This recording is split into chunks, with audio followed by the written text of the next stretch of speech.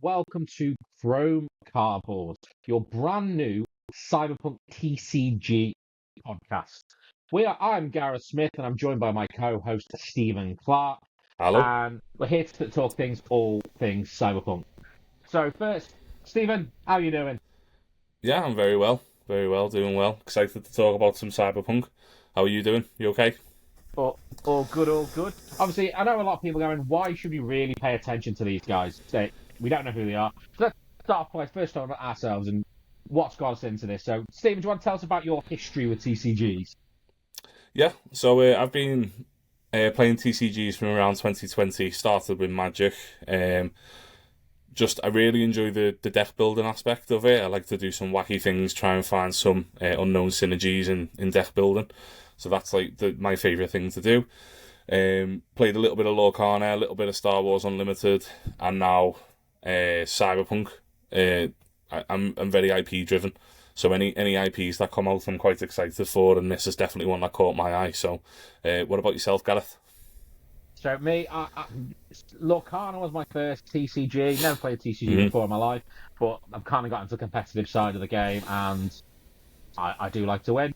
I'm also keen deck builder and like to try different things in decks. Don't always work out, but sometimes I do. You've got to try it.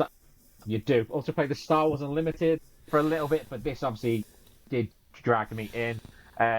So, Stephen, why Cyberpunk TCG? Because there's a lot of TCGs on the market. Why this one? Well, it's the IP again. I mean, we're probably gonna bang on about that a lot, but the IP is just fantastic. I mean, it's got such a rich history with like the tabletop game. So the nod with the dice and everything is just fantastic for any tabletop fans. But then obviously the video game itself from CD Projekt Red, love what they do. Really, really excited to see where Weird Co have gone. And then on top of that, it's just the game's got fantastic art. I mean, I was at the Games Expo just at the weekend just gone, and seeing the cards in person was just really, really exciting. Got me really excited to get those pledges in and start playing with the actual physical cards. And to be honest, I think one of the drive points of mine was to go to up my pledge was that beta box. Like that is just an incredible offering for any backer who's gone for that. Weird Co again, you deserve props. Yeah, fantastic honestly, stuff. The amount of stuff going in that as a brand new player, you're literally setting that player up to be able to play this game and need everything. Yeah. You got not only obviously the starter decks, you've not only got obviously the booster boxes, you've also got you've got the sleeves, you've got the map. Every bit of product you need to start. It's fantastic. Honestly, Wick have done a fantastic the way they're promoting this game as well, and you can see why it has become the most backed TCG ever on Kickstarter. But obviously we played a bit of the alpha kit as well, so obviously it was a bit of a different experience than what we're probably used to with TCGs. Obviously the dice element was obviously completely new to ourselves. How did you find the general gameplay? I think the gameplay itself, if it's got a feel of Lorcana, in the way that the resources work and stuff. Obviously, you start with more resources in this game than you would Lorcana or Magic, where you build that up from one, and then place one each turn unless you ramp. So it's got a bit of a different feel that you start with more, but I think that just gets you into the game faster. The gameplay is very quick and very slick, because as soon as you start getting units on the board, you're basically attacking your opponent straight away and progressing that win condition. So it feels very smooth in the way that it plays, but obviously we've not seen all the cards yet, so no, we've only got one small experience with the starter deck. How did you find it? What were your first thoughts? So obviously it was felt very unusual. Obviously having to roll the dice at the start of every turn. And obviously the more you played it, the more you start understanding the rationale why you might choose one dice over another early. So that was a really interesting element going. The deck that I've got wants stuff with max value, so I need to roll the smaller dice. I want stuff with low value, so I'm going to roll the different dice. So that was quite interesting. Obviously, I think the speed of the game was quite interesting because I think we've all played games that seem to go on forever. being able to play a game that you know is going to be done within 7-8 turns is. But it's also the choices that you're Right. making in each turn that makes that exciting, because it's like you know each choice is either going to be detrimental or really important to you progressing that win condition, and that's what I find really refreshing about it. Whereas, you know, I think every decision will be scrutinised and punished in this game, whereas that may not be the case in every other game. But I think that's definitely something that like newer players will potentially struggle with. But you know, we need to just get our hands on the cards before we can say that with like absolute certainty. I think the other thing that's quite interesting in this format is the legends system. The fact that Yeah, in effect, your legends are resources, but they can have some really powerful abilities that can swing the game. And the fact that you're able to, in effect, flip these legends and then sometimes do some quite crazy things. Well, how have you found that as a system? In effect, having your leaders in effect as resources. So yeah, so when it comes down to the lead, I think it's a really interesting way that they've done it. Obviously, we've played a lot of games where, you know, we have a leader system, so you know we're not adverse to having that style of gameplay. But when it comes down to the starter decks, we've got obviously the Arasaka clan and then the mercenaries. Those starter decks, these obviously, in my opinion anyway, there's one that's a lot more powerful than the other. But I think that just comes down to the size of the decks and the way that they're built for like to showcase the game really. Because one of the cards that I'd like to talk about is Victor. So when he flips, you get to, you know, look at the top 5 cards to find 2 gears. But obviously, when you've not built the deck and it's not a constructed deck, that's going to miss more often than not. But I actually think when we get into constructed play, that card will be quite powerful. I think there's some really good strategies to employ around gear and the way that you want to build your deck. So I think right now, from what we've got, there's not too much to say in terms of how it works, but it works really well. So we just, again, we need to get our hands on the cards and get building decks and seeing what people can come up with. But what are your thoughts? I'd say I really like the gameplay. I think obviously the flexibility around building, I think it's gonna be quite interesting. Obviously, we saw the starter decks as you mentioned, the alpha kits. We saw obviously we didn't really get to see quick hacks either. That's another thing obviously we've learned Yeah, since, which absolutely. sounds really powerful. Mm-hmm. But for me, I think it's what's going to be interesting is the flexibility around building. Like, Yeah, are you going to run mono yellow decks? Are you going to have a 2 yellow legend? Or are you going to basically have a deck consisting of 3 different colours and seeing what their synergies and how they work? I think it's going to be really interesting to see how about people go about building those decks. Because as we've seen in other games like Star Wars Unlimited, for example, first set, double yellow was a ridiculously powerful it was as a it was as a it was concept so good.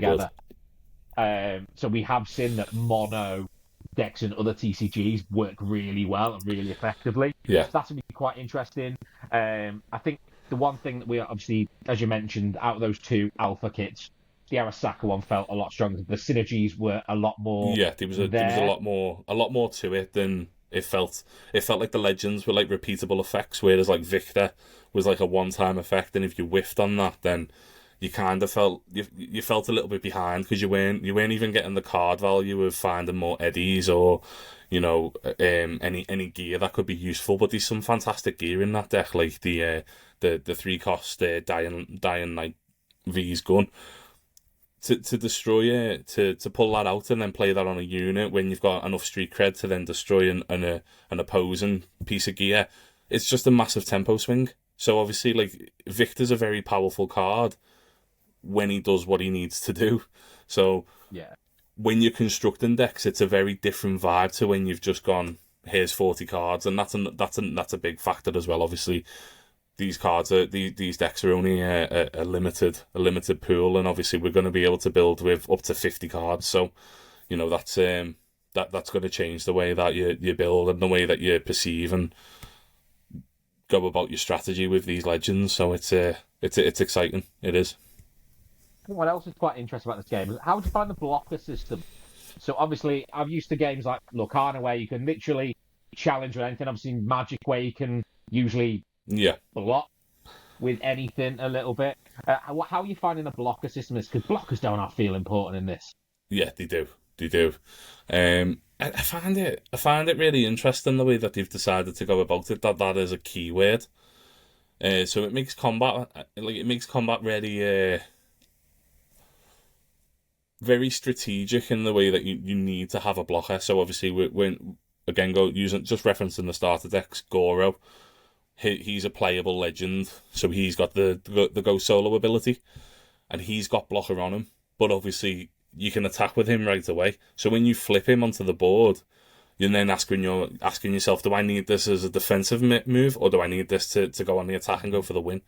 So I actually find that really, really interesting. Obviously, there's only a small amount of blockers in each deck. I think they're all 2-drops, with only 2 power, so they are just cannon fodder.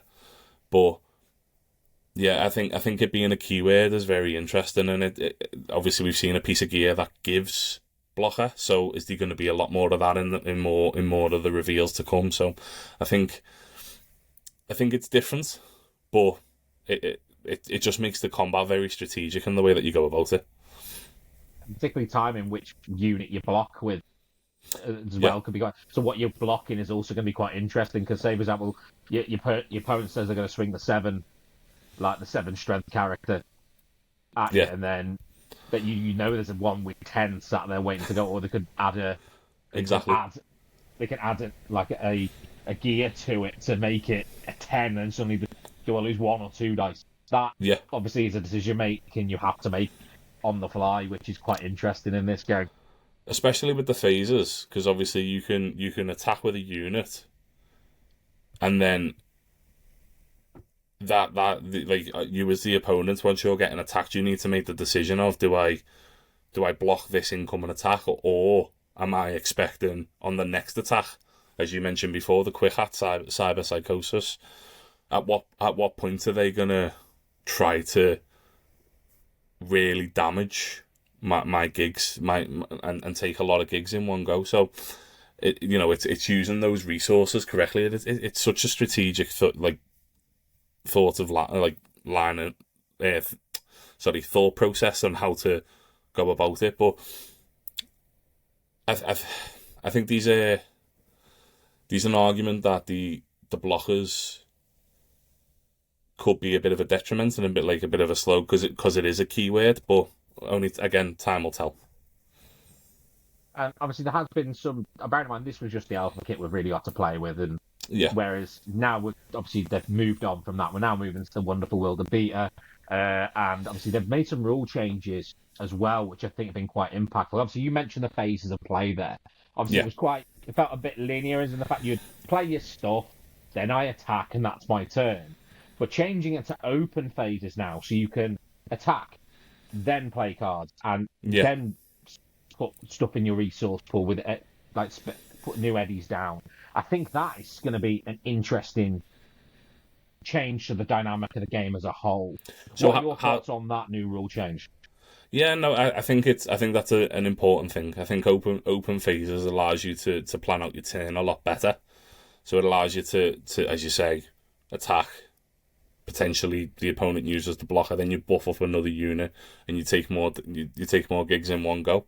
So there's always that method and that thought process again behind each sequencing of plays. So, but what are your thoughts? Would you prefer the more linear, or do you like being able to have an open phase? I like the open phase because there are some cards on there that says when certain things happen, you draw a card. Yeah. So one of those things is, it says if you have a max gigs, I think on one of them, it says you draw a card. Jackie. So if I've got a max gig, I'm stealing a max gig after I've attacked. Yeah. And then I draw a card. I then can't use it in a play phase and then attack phase. This just does an arc free up possibilities to be able to. It's all about sequencing and sequencing correctly. Absolutely. And that's where it can be quite technical, which is always quite interesting to see, because that's where you get your skill expression. That's where you get the chance to show your skill as a card player. And I think that's why this is so important, to have that ability to go, I'm going to do this, and I'll do this. As a result of this, I'll do this. Yeah. And it opens up other avenues, doesn't it? Each individual sequence of play allows you to go, well, actually, I can now. Well, you've responded in that way. Well, actually, I can do this and take a different line. It might and it's, as you mentioned, like the skill and the expression as a card player, like it's being able to adapt to those situations. So absolutely, like it's such a good change. Such a good change. And the other one, which was quite interesting, was they made it you had to have 7 gigs at the start of your turn to win, which obviously that was the overtime rules anyway, but that was more you had to get 7. Yeah. You had to get 7 to win. Whereas this is you have to have 7 to win the game, which I think is quite interesting because the fact that it ties that together, that it's 7 in overtime and 7 in open phase as well. And obviously it means that you actually have to take a gig off someone as well. You can't just get to 6, defend, and win. Yeah. So what do you think about that as a change? It opens up so much more interaction. That's what that does. It's like, at the end of the day, we're not playing solitaire. If we wanted to play solitaire, we'd pick a card game where you just, you put cards down and you go, yeah, I've got all of the suits in one pile, happy days. But we want to interact with the opponent, so it just makes that transition a bit smooth, and it makes both players think about each move that they're doing, because if you get to 6 gigs and you go, well, if I attack and then they attack me with a 10, they take 2 back, you're leaving yourself in that situation again. That's where the keyword of blocker will come in, and why it feels so important. And then obviously, do I spend my resources on a quick hack to enable me to get this extra 2 gigs to get me a 8? Yeah, to put me so far ahead that they can't catch. Yeah, all that kind of stuff. And obviously the final change they made, which again I think is really powerful, it's now paying 1 Eddie to call a legend. Now, it was 2 in the alpha experience, and I think we both saw that sometimes it meant that your turn was that. Yeah. What are your thoughts, in effect, on now it being 1 Eddie, not 2? Yeah, no, I think, again, it opens up more possibilities. It opens up, like, a flip turn with a go solo legend can be so much more impactful, because obviously if you've already got that on board, okay, you know what that legend is, but once you get to 6 resources and you know that, for example, V costs 5, you spend 1, you can flip her that turn if you find her. So it opens up so many avenues for like strategy and whatnot. But not only that, it speeds the games up, because you get to 6, you spend 2. Oh, well, found V. Well, now then you're planning out your turn of, well, when I flip V, I can attack and take X amount of gigs. But if you find it on that turn, you can then flip it and play it straight away. So yeah, I think it's a good change. I'm also, from my point of view, I'm pretty sure we've both won games where we didn't even flip a legend. That shouldn't be how you win a game. You should be able to win a game without calling the most important pieces of your deck. And again, but I think that just shows the quality of the cards, though. Would you not agree with that? Does that not show? But at the same point, you'd want to call the legends, because at the end of the day, that's what they're there for. Yeah, no, they're the main draw of the game, aren't they? So, and the fact that we've both won games where it's like, I actually didn't bother, and again, that's didn't not need good. them. Yeah. So I didn't need those guys that literally are there. They make beautiful resources, whereas obviously this changes that. It also allows you to be resource efficient.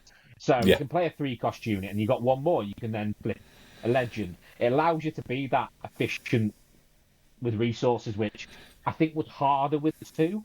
With 1, much, much simpler. Yeah, absolutely. Couldn't agree more. But so I do think the quality of the cards is there, and I'm hoping that when we get more reveals and we, as the set's completely spoiled, because we know the card pool's not huge. Is it 140? Is that correct? I think so. Yeah. So we need good cards, essentially. We need the cards to be able to express deck building, really, because you've only got a limited pool to build with. So, it's set 1's always so exciting and really fun, because it's a new strategy, it's these new things to do, but we also want to see a wide range of decks. You don't want to just turn up to locals and be playing the same deck over and over and over again. So I'm hoping the card quality continues where we've started. obviously you mentioned cards there, and obviously our next episode is where we're going to be starting to talk about the various cards that have been released. The next episode we'll have available will be about the red card colour. So we'll be back soon for that. But thank you everyone for watching today. We will be back with another episode very soon.